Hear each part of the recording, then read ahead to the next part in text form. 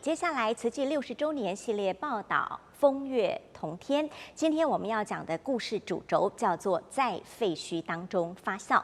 当我们听到发酵2个字，就会想到面团，它是一种等待，一种时间，透过等待与时间带来截然不同的风味。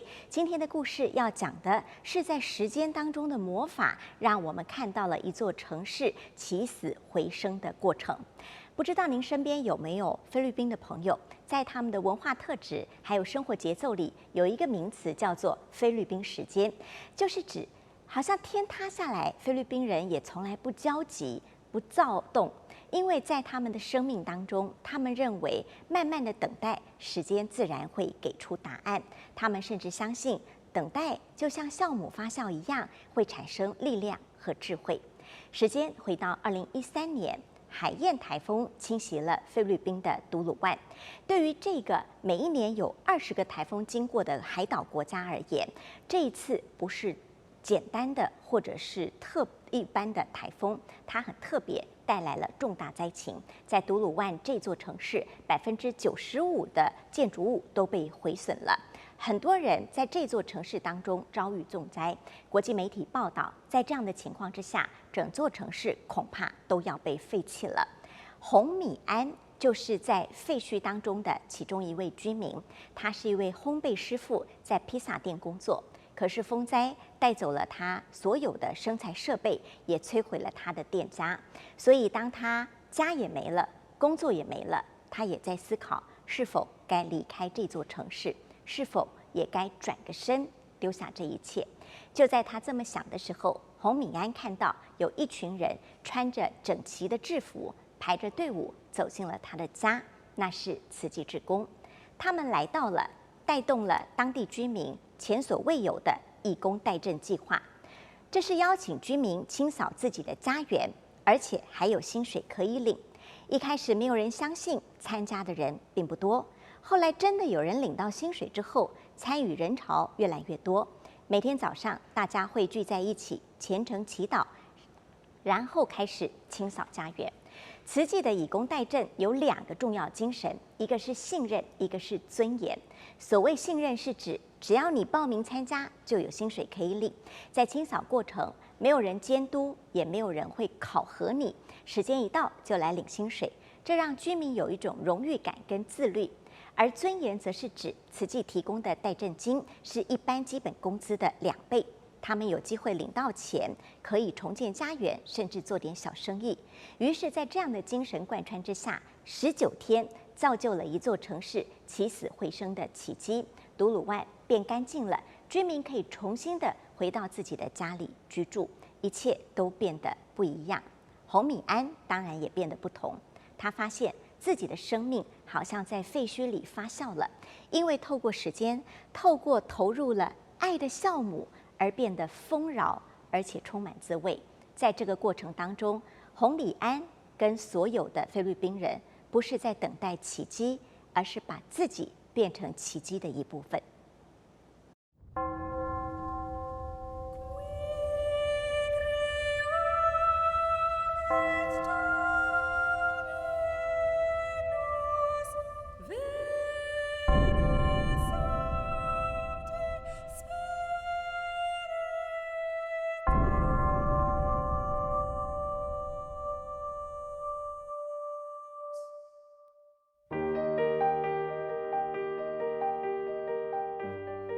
In high school, I fell in love with baking and began learning through online videos.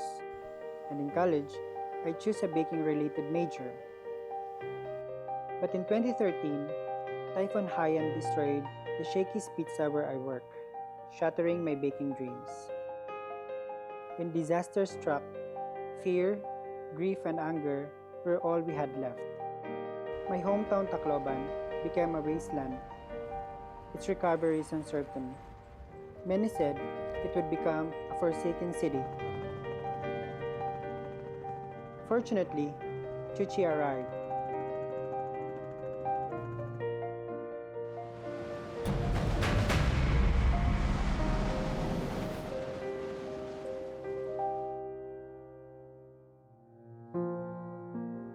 The 2013 Haiyan disaster claimed over 7,000 lives with nearly 30,000 injured.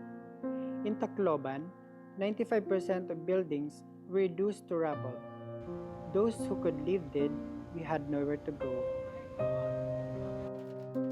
3 days after the disaster, Chuchi volunteers arrived in the hardest hit areas. On this ravaged land, they launched a cash for work relief program. Replacing handouts with wages, a proven model in a global disaster recovery. Most aid groups cap relief wages at the local average, but Chuchi paid double. I later learned this was Master Chingyang's insistence. With post-disaster inflation, people needed extra funds to rebuild livelihoods. Every morning, thousands lined up for cleanup work. Residents formed 10-person teams, each electing a leader. After a simple prayer, they got to work. Some doubted people who worked diligently without supervision, but Chuchi trusted in humanity's goodness and persisted. In 19 days, our city was cleaned and functional again. The truth was clear. Survivors gave their all to revive Tacloban. Thanks to my driving skills and baking experience, I was assigned to meal procurement, keeping survivors fed. I learned was another of Chuchi's core commitments.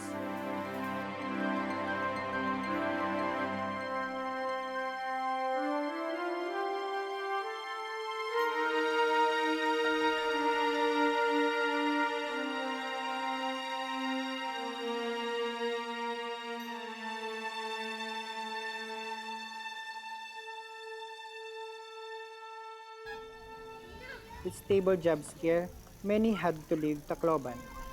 But Sister Sally Eunice from Manila, stationed in Palo, saw our plight and resolved to create opportunities. She launched vocational training, farm development, and vegetarian food distribution. My baking background kept me here, teaching classes and working in Chuchi Bakery, which also served customers. Marlon, who is a competent baker, struggled to find decent work without a birth certificate, survived tetanus during Haiyan, and unexpectedly found steady work as a baker. Gina Limbuhawe, once a homemaker, lost her family boat in the storm. After joining baking training and continuing in the Cash for Work bakery, they finally saved enough to buy a new boat. 4 years post-disaster, Tacloban's restaurant, hotels, and construction thrived. Our bakery flourished, even expanding to Manila. Within the dense bread lies a comforting taste of peace of mind.